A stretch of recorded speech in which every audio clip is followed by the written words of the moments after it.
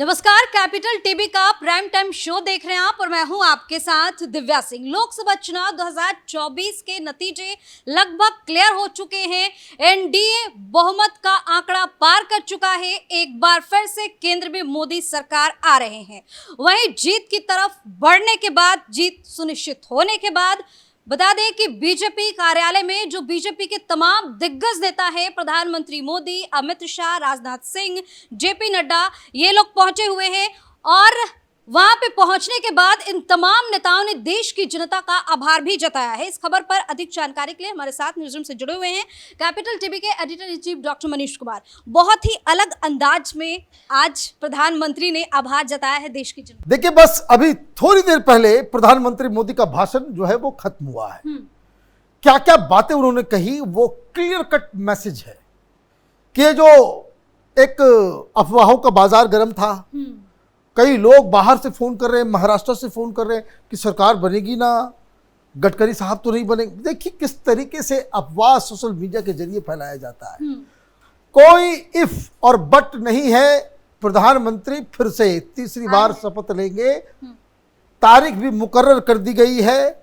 7 तारीख को बकायदा सारी चीजें हो जाएगी। इन्हें बीजेपी के दल का नेता तय कर दिया जाएगा और प्रधानमंत्री मोदी तीसरी बार शपथ ले रहे हैं।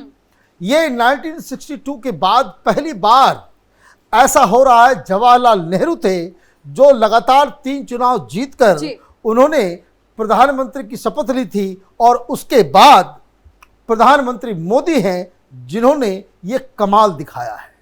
लेकिन कई सारे लोग ये सवाल कर रहे थे, पूछ रहे थे कि भाई सीटें तो कम हो गई, तो क्या ये फैसले ले पाएंगे? एक बड़ा सवाल। वो ये कह रहे कि भाई ये जेडीयू वाले, ये बाकी अलायंस पार्टनर्स वो कहीं ब्लैकमेल तो नहीं करेंगे। सोशल मीडिया में मैं देख रहा हूं कोई कह रहा है कि भाई डिप्टी सीएम किसी को चाहिए, किसी को होम मिनिस्ट्री चाहिए, तरह तरह की चीजें। ऐसा कुछ नहीं होने जा रहा है। ऐसा कुछ नहीं होने जा रहा है। प्रधानमंत्री मोदी ने साफ कर दिया है कि तीसरे टर्म में और भी बड़े बड़े फैसले लिए जाएंगे। और सबसे बड़ी चीज उन्होंने ये ऐलान किया है कि इस टर्म में करप्शन को जड़ से खत्म किया जाएगा, क्योंकि ये जो भ्रष्टाचार करने वाले लोग हैं वो इतने निर्लज्ज हो चुके हैं कि उनके खिलाफ कार्रवाई करना राष्ट्र धर्म हो गया है।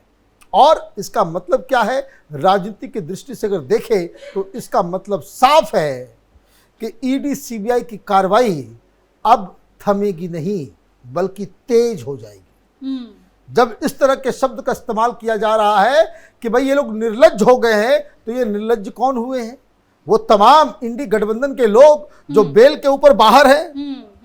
अब देखिए, हम लोग तो शुरू से कहते आ रहे कि देश बड़ा लुंज पुंज कानून चलता है। लालू यादव भ्रष्टाचार के मामले में फंसे होने के बाद भी बाहर घूम रहे, प्रचार कर रहे हैं, इंडी गठबंधन और पता नहीं क्या क्या। तो इसका मतलब यह है कि कार्रवाई होगी। अब जब कार्रवाई होगी तो यह भी आप समझ लीजिए, मैं साफ साफ बात करने में बिलीव करता हूं और साफ साफ मैं बता रहा हूं कि यह आश्चर्य मत कीजिएगा कि डीएमके और उद्धव ठाकरे वो 1 महीने के अंदर वो एनडीए में शामिल हो जाएंगे। ऐसा क्यों होगा? ऐसा इसलिए होगा, प्रधानमंत्री वो अंडर प्रेशर काम नहीं करेंगे। प्रधानमंत्री के काम करने का ये स्टाइल ही नहीं है। प्रधानमंत्री तो वो मिट्टी के बने ही नहीं है कि कोई ब्लैकमेल कर ले, कोई प्रेशर कर दे, कोई दबाव दे दे और बड़े बड़े फैसले लेना वो बंद कर दे। वो कोई मनमोहन सिंह नहीं है कि कोई फोन करे। इतनी तो हिम्मत ही किसी की नहीं पड़ेगी कि आप, क्योंकि देखिए चुनाव एनडीए की तरफ से लड़ा गया। हाँ, सीटें मन मुताबिक नहीं आई, या फिर जो ये कह रहे थे कि भाई 400 पार, वो नारा इनका फेल हुआ है। लेकिन उन्होंने क्या कहा कि सारे लोग इकट्ठा हो गए और सारे लोग इकट्ठा होके भी भारतीय जनता पार्टी के आंकड़े को टच नहीं कर सके। सारा विपक्ष एक साइड और भारतीय जनता पार्टी की सीटें एक साइड, तो भारतीय जनता पार्टी का पलड़ा बाहर है, भारी है। और जो एनडीए समर्थक दल के लोग हैं वो तो मुनाफा है उनका जो उसके साथ मिला है, इसलिए ये एक बहुमत की सरकार यहाँ पे बन रही है, प्रधानमंत्री मोदी बन रहे हैं। प्रधानमंत्री मोदी ने कहा कि देश के सबसे बड़े लोकतंत्र की जीत है ये। देखिए ये बात समझने की है, वो बार बार इस चीज को एम्फसाइज क्यों करते हैं, वो बार बार क्यों कहते हैं कि जो इंस्टीट्यूशन है, जिस तरीके से इलेक्शन कंडक्ट किया गया, ये पूरी दुनिया में ये बात जानी चाहिए। वो क्यों कह रहे हैं? वो इसलिए कह रहे हैं कि पूरी दुनिया में अगर ये प्रचारित हो कि कितना बड़ा चुनाव, कितनी गर्मी और कितना पार्टिसिपेशन, कितने लोग, उससे क्या होता है कि इस देश के सिस्टम के ऊपर दुनिया भर के देश के लोगों, इन्वेस्टर्स, कंपनियां, सरकारें, उनका विश्वास हिंदुस्तान के प्रति बढ़ता है। अपोजिशन क्या कर रहा था? अपोजिशन इस चीज को साबित करने में जुटा हुआ था। मैं बार बार कहता हूं कि इस देश को भोलेनाथ बचाते हैं। वो इसलिए बचाते हैं कि अगर ये घिसे पिटे पिछले बार की तरह इन लोगों को सीटें आ गई होती, ये पूरी दुनिया में प्रचार कर रहे होते कि चुनाव जो है रिग कर दिया गया। लेकिन सीटें इन लोगों की इतनी आ गई है, न गाली देने बन रहा है, न बदनाम करते हुए बन रहा है, न सवाल उठाए बन रहा है, और ना ही आपके हाथ में जीत मिली है। तो आप देखिए, ये तो ऊपर वाले का करिश्मा है कि आपके पास एक ऐसे आदमी को बिठा दिया है जो कॉम्प्रोमाइज करेगा नहीं, देश को आगे लेकर के जाएगा ये कमिटमेंट के साथ। अब दिक्कत ये है कि ये जो सुगुफा छोड़ने वाले लोग थे, तो सुगुफा छोड़ रहे। आप देखिए उन्होंने क्या कहा कि भाई जीत हार कैसे आप आकलन करोगे? गुजरात हो, छत्तीसगढ़ हो, झारखंड हो, मध्य प्रदेश हो, उड़ीसा हो, कर्नाटक हो, हिमाचल हो, उत्तराखंड हो, बिहार हो, केरल हो। केरल में तो शुरुआत हो गई, जहां आप कहीं नहीं थे वहां आ गए। आप दो जगह राज्य सरकार आपकी बन रही है।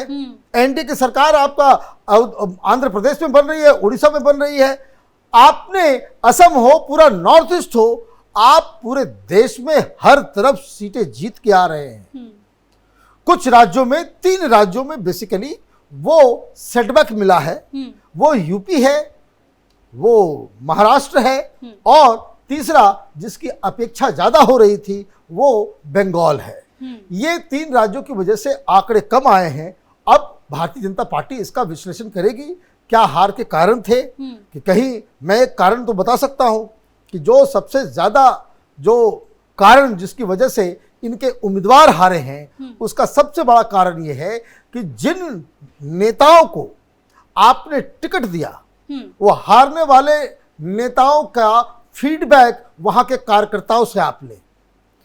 इन लोगों को लगा 400 पार टिकट। सिलेक्शन गलत हो गया था क्या? सिलेक्शन भी सही है।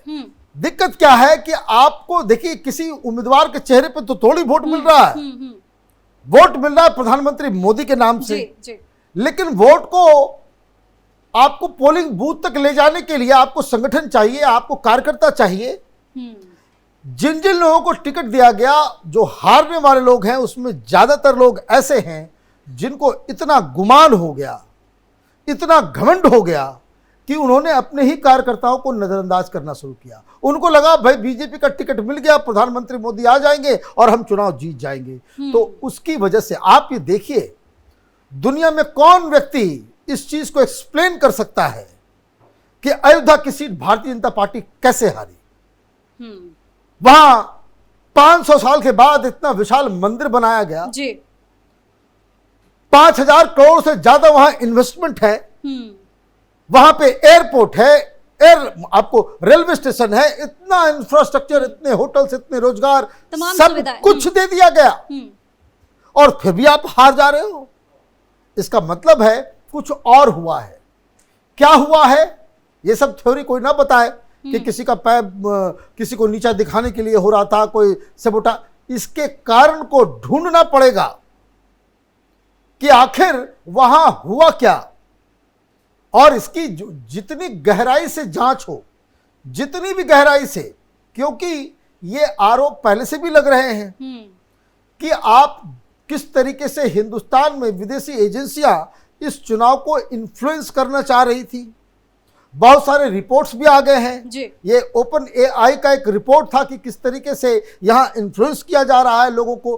तो ये तमाम चीजें हैं, ये एक बड़ा एक जिसको कह सकते हैं कि मसला है जिसके ऊपर आने वाले दिनों में सरकार को सचेत होना चाहिए। ये कभी बर्दाश्त नहीं किया जा सकता कि हिंदुस्तान में चुनाव हो और चीन से पैसा आए। जी।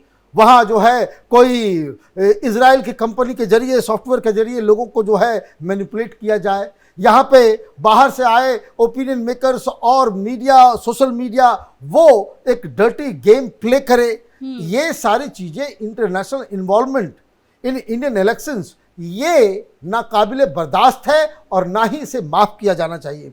तो कारणों का जो आकलन, भारतीय जनता पार्टी इसमें बहुत एक्सपर्ट है कि हम क्यों हारे, कौन से सीट पे क्या गड़बड़ हुआ, ये भारतीय जनता को पार्टी को पता करने में जरा सा भी टाइम नहीं लगेगा। और जब ये लोग विवेचना करेंगे तो हम लोग को भी मालूम चलेगा, तो वो अपने दर्शकों तक हम जरूर पहुंचाएंगे कि आखिर यूपी में क्या हुआ, महाराष्ट्र में क्या हुआ, राजस्थान में सीटें कम क्यों आई और बंगाल में आखिर कौन सा खेला हुआ है। इन सारी चीजों की जानकारी आने वाले दिनों में जरूर मिलेगी। जी, बहुत बहुत धन्यवाद सर तमाम जानकारी के लिए। तो एक बार फिर से केंद्र में मोदी सरकार का आगमन हो रहा है, शपथ ग्रहण समारोह की तैयारियां भी शुरू हो गई हैं और बहुत जल्द सब कुछ क्लियर भी हो जाएगा। तो एक तरफ एनडीए खेमे में खुशी की लहर है, तो दूसरी तरफ विपक्ष में कहीं ना कहीं आप कह सकते हैं कि मातम पसरा हुआ है। जो तमाम विपक्ष के बड़े नेता हैं उनका मुंह उतरा हुआ है। इस खबर में फिलहाल के लिए इतना ही। देखते रहिए कैपिटल टीवी। नमस्कार।